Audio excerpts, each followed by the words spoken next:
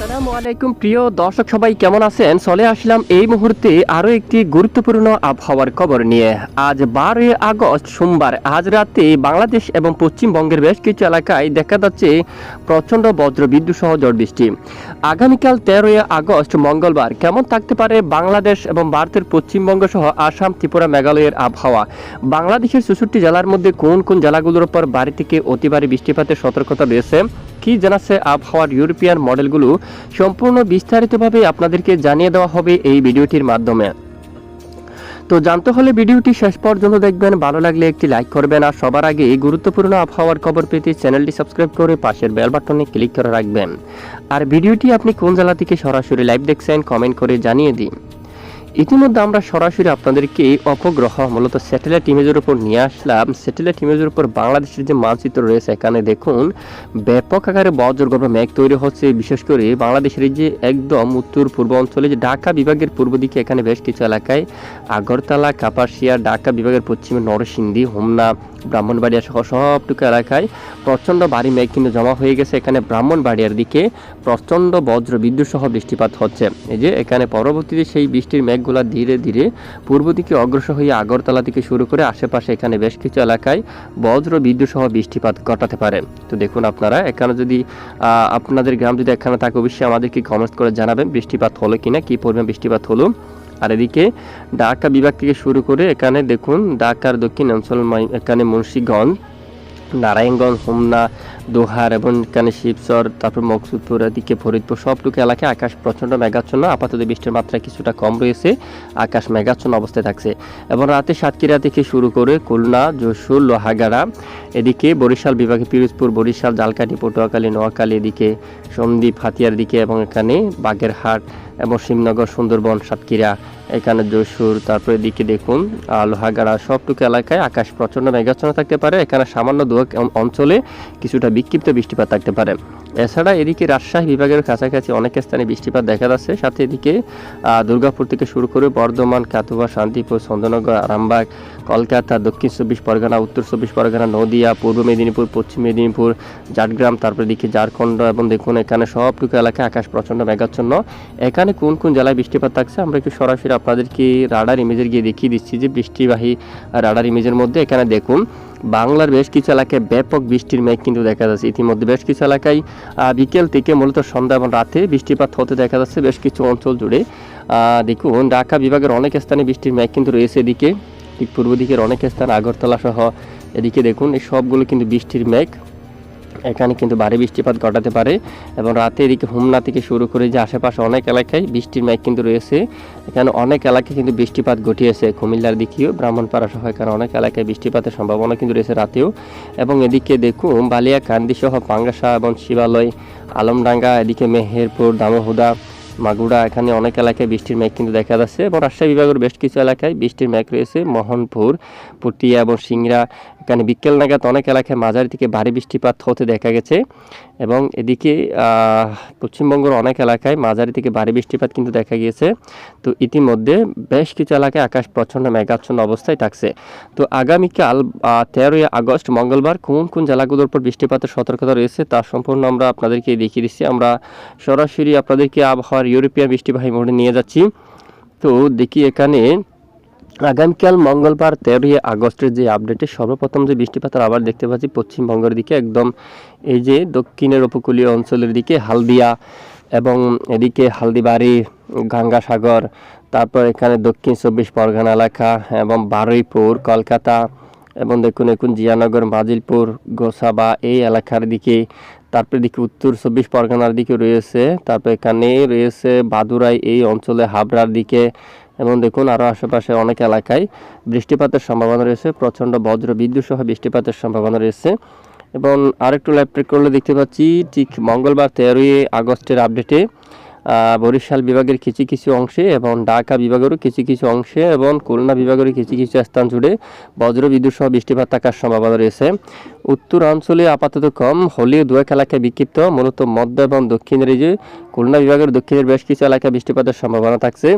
এবং বরিশাল বিভাগের অনেক এলাকায়, বরিশাল, পিরোজপুর, আর এদিকে দেখুন কাউখালী, জিয়ানগর, বাগেরহাট এবং বুরহানুদ্দিন, লালমোহন, ভোলা, তারপর এদিকে দেখুন আপনারা গুরুনাদি অঞ্চল, তারপর মাদারীপুরের দিকে রায়পুর, হাজীগঞ্জের দিকে মুন্সিগঞ্জ, হোমনা, তারপর এদিকে লাকসাম এবং চৌমুহনী, ছাগলনাইয়া, বেলুনিয়া এবং আশেপাশে এখানে বেশ কিছু এলাকায় প্রচণ্ড বজ্র বিদ্যুৎ সহ বৃষ্টিপাত থাকার সম্ভাবনা রয়েছে।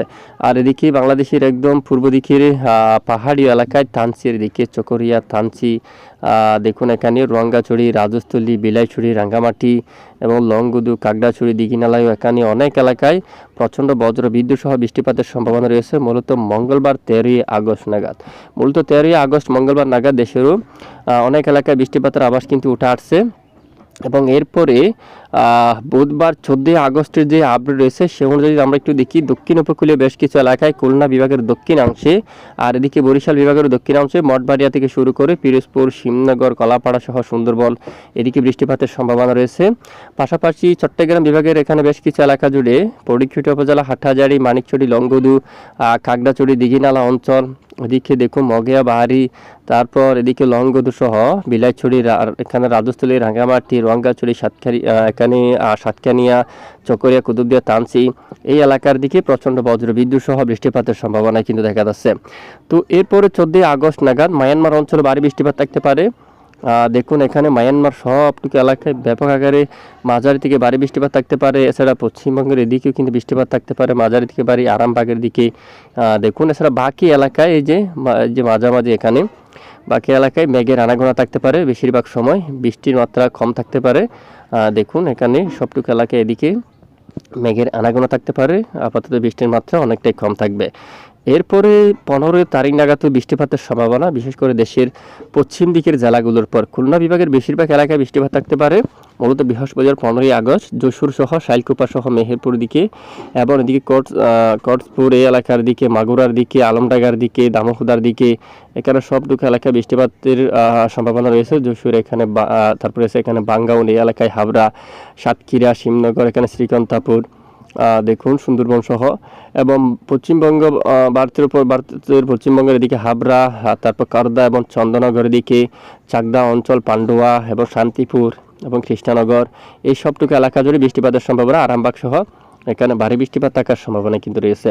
তো এ হচ্ছে মূলত বৃষ্টিপাতের সতর্কতা। যদি পরের 3 দিনে যে বৃষ্টি ম্যাপটা আমরা একটু দেখুন বৃষ্টির সম্ভাবনা, হালকা মাঝারি বৃষ্টিপাতের সম্ভাবনা দক্ষিণাঞ্চলে দেখা যাচ্ছে। পরের 5 দিনে বৃষ্টির মাত্রা কিন্তু আরও বাড়বে। পরবর্তী 5 দিনে দক্ষিণের এই সবটুকু এলাকায় বৃষ্টিপাতের সতর্কতা রয়েছে।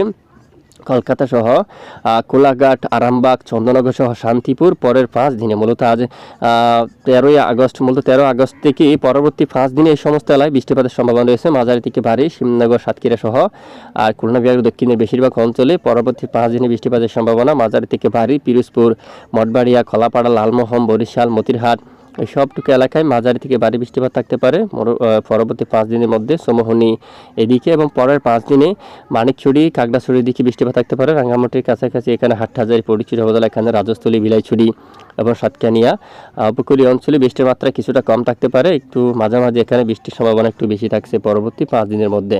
এ হচ্ছে বৃষ্টিপাতের সতর্কতা।